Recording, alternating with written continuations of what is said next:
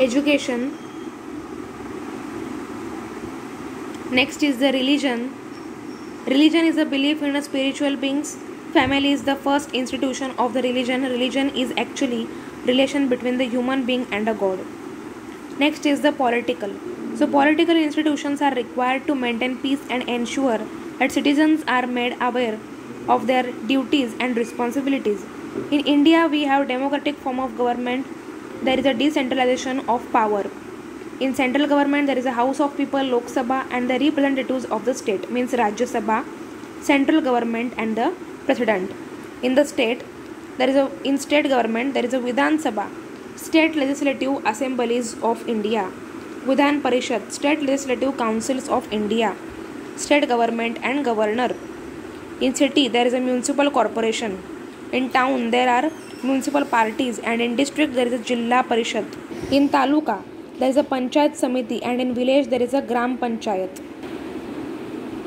Political system can also be deemed in three forms. First is the executive.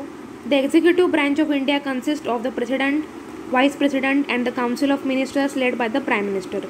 Civil servants and the other officers are the permanent staff of the executive branch.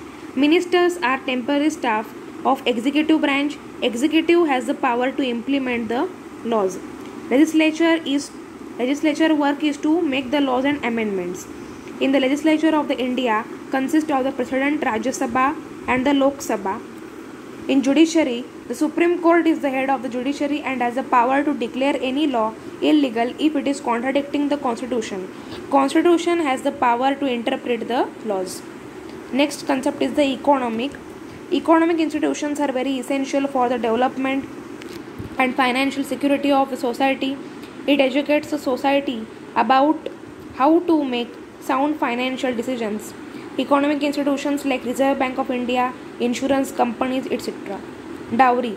Dowry can be termed as a wealth transferred from the bride's family to the groom's family and his other relatives. Dowry is a curse to the Indian society, which also results in the crime against women, especially murder, harassment, rape, bride burning, etc.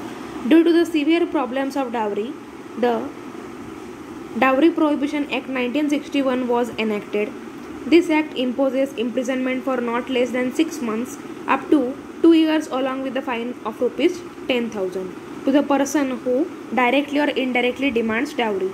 Because of dowry, parents fear to have girl child, and this leads to the female infanticide, killing of girl child fetus.